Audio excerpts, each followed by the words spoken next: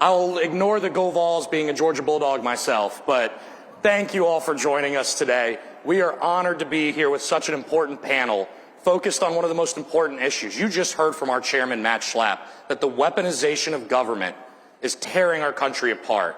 And thankfully, in November, the voters brought an end to that damage. Amen. But unfortunately, there are still victims of that weaponization. And thankfully, there are prosecutors and elected leaders who are working to fix it.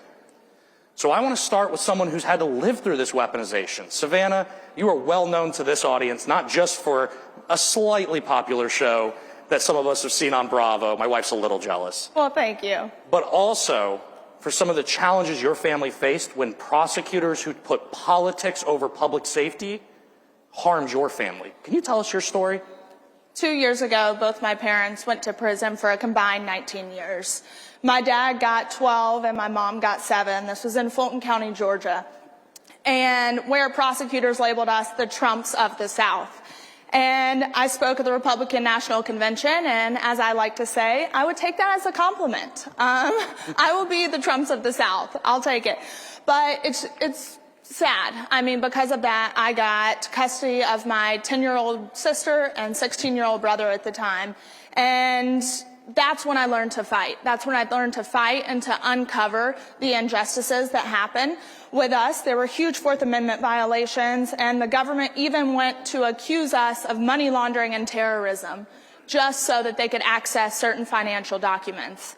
And when you have things like that happen, it taints the entire case. And I tell people all the time, if you want to convict them, I'm fine with that. But do it based off of the truth. And the government shouldn't be allowed to break every single law in order to get a conviction. And our judge, too. That's a whole other story. First off, I do not believe prosecutors should have full immunity.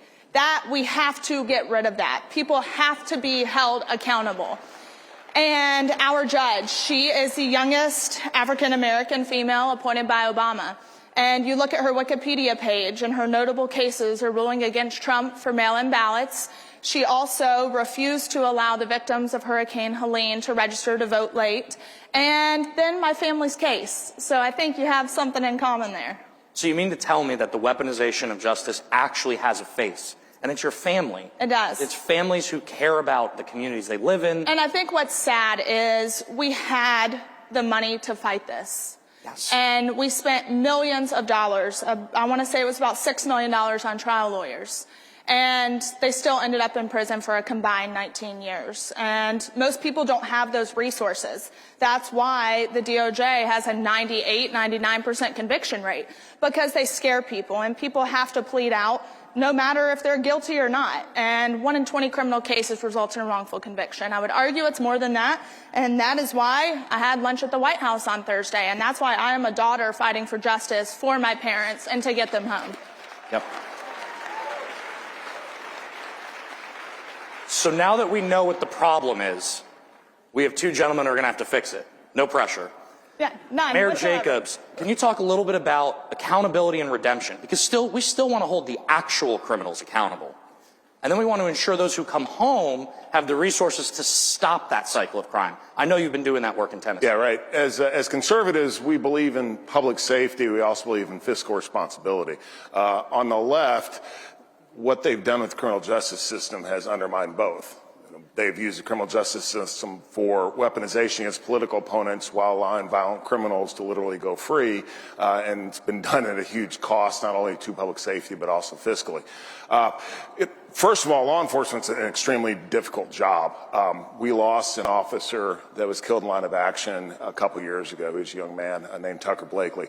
So my hat's off to everyone in law enforcement, as well as in the criminal justice system at large. As you say,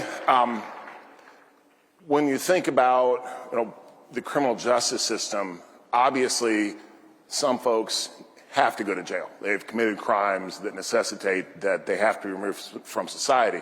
We also have to realize that 97% of these people will come back out of jail at some point, and what happens then. In Tennessee, we're very invested in reentry programs that lessen the rate of recidivism. That's the 3-year rate of when people go back to jail. Across the country, it's 70%. In Tennessee, it's still at 50%. One of the organizations that we work with is Men of Valor. It's a Christ-centered prison ministry that walks with men through their incarceration as well as post-incarceration. The people that complete this 1-year program, it is a great program. The people that complete this 1-year program, their recidivism rate drops to less than 15%. So it makes a significant difference. And the great thing is, this is a private organization. So there's very little government funding that goes to it. But I think that when we're thinking about criminal justice, we have to look at those two. It's public safety, but it's also fiscal responsibility. And we can do both. I agree completely. And I think the faith element is so vital to this process. These are people we are restoring to our communities to make sure that we stay safe. Well, now we have a president that is bringing Jesus back to the center. And I think when you have that at the center, everything else falls into place. 100%. And the question I think a lot of people ask is, can you win on this message? We saw last fall, and I think one of the great successes of that cycle was the only attorney general's race that flipped Republican. The only race in general that flipped at all was Dave Sunday in Pennsylvania, who ensured that we pushed out progressive prosecutors and brought in a conservative leader.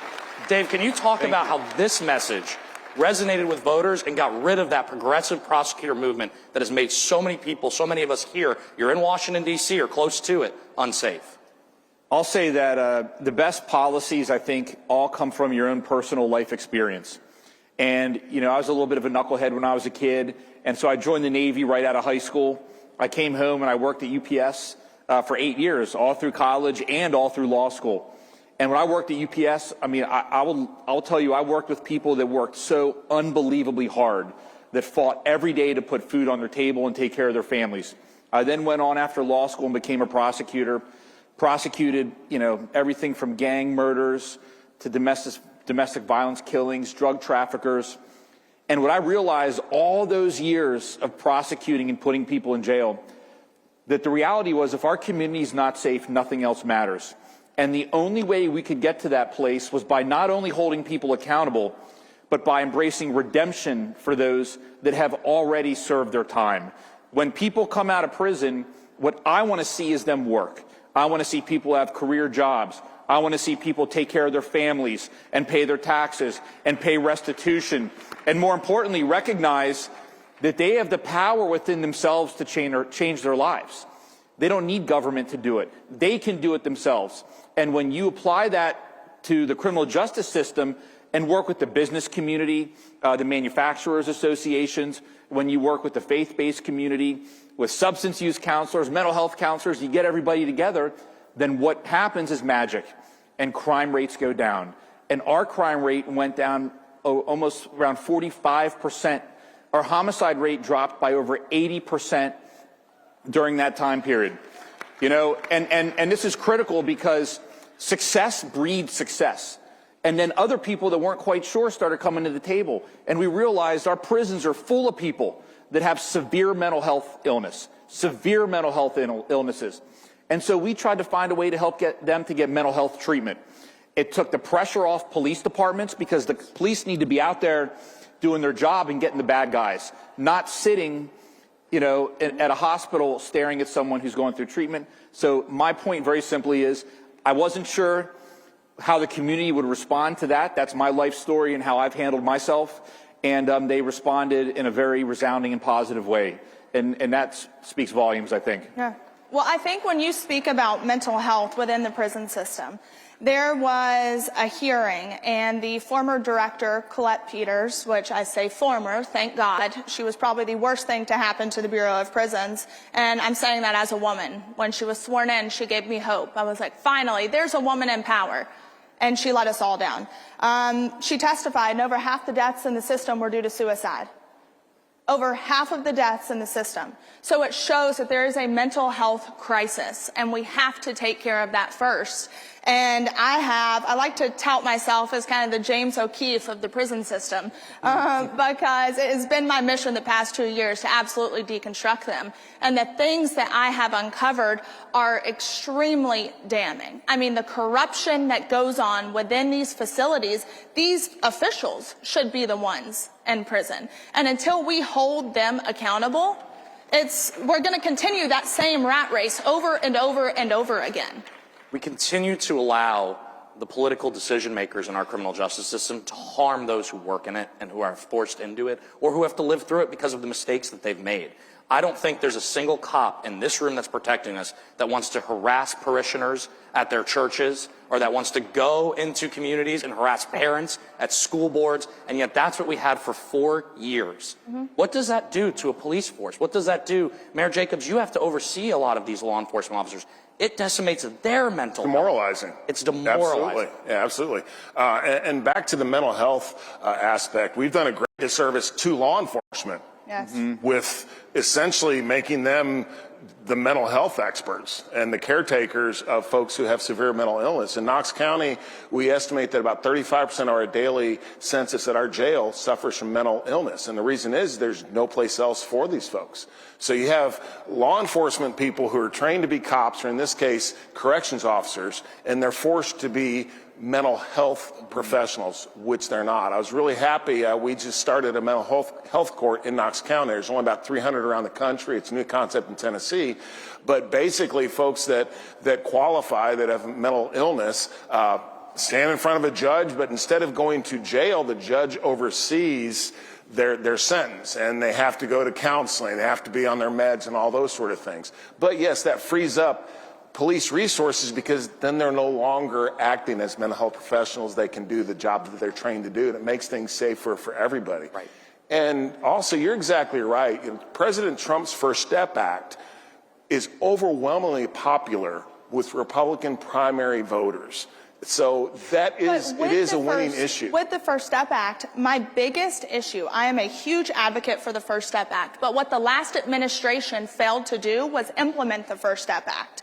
And because they failed to implement it, you have the Bureau of Prisons that's asking for more money. Well, instead of asking for more money, why don't you actually implement the First Step Act, the Second Chance Act, and it could reduce, they are wasting upwards of $1 billion. I have an answer for you, because they're not concerned with public safety or fiscal responsibility. They just want to make sure that bureaucrats get more money, more power. That's why. Exactly. And I think, too, taking the Bureau, I have heard, and let's hope this is right, but taking the Bureau of Prisons away from the DOJ and giving it to DHS is going to be the most brilliant move, in my opinion, because I do not believe the DOJ should be able to charge you, sentence you, and house you too. We spent 4 years with the Biden administration acting as judge, jury, and executioner. Yep. And in that pace, I think what we don't talk enough about is what did that actually do to law enforcement. In my hometown of Roswell, Georgia, we lost an officer 2 weeks ago, the first one in 40 years. We've talked a lot about the problem, and there are real consequences. The good news is there is a solution, and that solution was delivered by all of you in November. And I'm excited, Dave, for you to talk a little about how we're going to keep communities safe now that you have a federal government that supports law enforcement, supports the rule of law, and thanks to Kash Patel, Pam Bondi, Kristi Noem, and others, is going to actually start solving these problems. You deserve to be safe. Dave, I know you're part of that solution because the voters sent you up in Pennsylvania to solve this. They did. I mean, I ran on if our communities aren't safe, nothing else matters. And it's something that I believe in my heart. I mean, when you look at the challenges facing us right now, if you think about, I mean, millions of times a day, someone online is trying to get to our children. Every single day, all day long. We have an aging population in America, and every single day, millions of times a day, people are trying to steal our seniors, the money that they saved up throughout the course of their life. And I don't care if it's $1 or $1 billion, they earned it. It's their money. They can do with it what they want until the day they die. And I find it, and so when you add on the technology right now with AI, it's become so complex. Drug trafficking has become complex. And so what I look forward to doing is collaborating with all of our partners, from local law enforcement to state law enforcement to federal law enforcement, and really bring everyone together with a common goal, which is to make our community safer. That's to get fentanyl off of our streets. I mean, that's to go after the organized crime, these gangs that are shooting up our cities, and hold them accountable and put them in prison. The data shows that when you get the right people in prison, okay, crime goes down astronomically. And so you have to use precision policing, targeted prosecutions, and you have to do it in a manner that's fair and that's safe and that's constitutional. And at the end of the day, that's how we'll make our community safer. So, Mayor, you have now the keys to solving a lot of these problems within your own city. You've actually seen the successes and talked about it. What should people here know and take back to their communities? What should this audience be telling their local officials when they go to town halls? And yes, that's me asking you to take a challenge. You should go to a town hall. It's cold in Alexandria, Virginia. I still go. I hope y'all do too. Can you tell them what message they should be bringing to their elected officials? It ain't rocket science, okay? This is not. You get the violent criminals off the streets. Make sure that the people that are going to reenter society have a pathway to do so successfully. And that's pretty much it. That solves so many of these issues. And the justice system should never be used for political purposes. Justice is supposed to be blind. And for the past 4 years, it's had a target on certain individuals because of politics. And that's absolutely, in fact, of all the horrible things that happened under the Biden administration, and there's a lot of them, all right? I think that was the worst thing, because a politicized, weaponized justice system, that is literally the definition of a banana republic, and we were this close to slipping into that. Yep. Savannah, I'll ask a similar question. What can people know about your story? How can they make a difference and impact? And how can we get your family out of this nightmare and back to the rule of law in our society? Yeah, for me, I believed bad people go to prison. That's just what I think as a kid is ingrained in you. And that is so far from the truth. These men and women are going to enter back into society. And I believe that God put us on this earth to love people and love people well. And let's not forget about those men and women that are incarcerated, who maybe need an additional hand, who need a little help, who need people to believe in them, because right now we have a very hopeless system, and there's nothing more dangerous than a hopeless person. And right now, with all the issues that we're working on and restoring hope within these individuals, I think Alice Marie Johnson is a prime example of what happens when someone believes in them. Alice was pardoned by President Trump the first go-round, and now he has brought her on as the pardon czar, and he went out on a limb. He believed in her, and he gave her a chance. So just don't ever think you're too good to give out a helping hand. Makes a lot of sense. I think communities of all backgrounds came together to support President Trump. And the reason is, there's one thing that binds this room together. It's we care about public safety. And we care about the rule of law. And unfortunately, at whatever conference is happening back in the Biden administration, apparently that wasn't in the topic areas. So Dave, I'm going to leave it to you to answer. What do we do next? What do we expect to see next? And how do we do the hard work? You've touched on what you've already done in Pennsylvania. Yep. How do we do the hard work going forward of fixing this problem? Because unfortunately, as you've heard over the last 3 days, the Biden administration apparently left us with a lot of problems. I don't think any of us are surprised by that. Shocker. So I'll try to be as quick as I can. I'm looking at the time. Yep. So to start with, we have to have the courage to fight tough battles. And what I mean by that is a lot of the things we're talking about up here, severe behavioral health problems, the opioid epidemic, issues with regard to trauma on children. These aren't things that we can solve in a day. These are things that will take time and courage to be able to work through them. They're greater than the political cycle. And when we come together as a community and we work on this, and these are all conservative values, and we come together and we do this, our community will begin to get better. You have to have the courage to do it.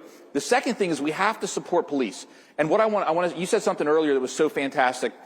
We expect our police to be domestic violence counselors, mental health counselors, substance abuse counselors. We expect police to have the answer to every single problem within a split second, oftentimes 10 to 15 times a day.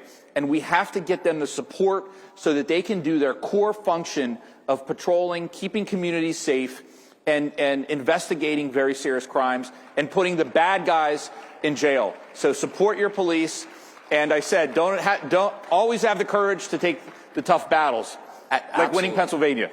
Like winning Pennsylvania. Right? That was an important one. Yeah. I think it's easy to conclude on this. Today, we are being protected by strong, brave men and women of the Secret Service, of law enforcement. We owe it not just to ourselves, but to them to make America safe again. We know President Trump will do that. We know that our friends up here on the stage will do that. And CPAC remains committed to ensuring accountability and redemption are what are the tenets of law in this country. Thank you for joining us, and let's make America safe again this year.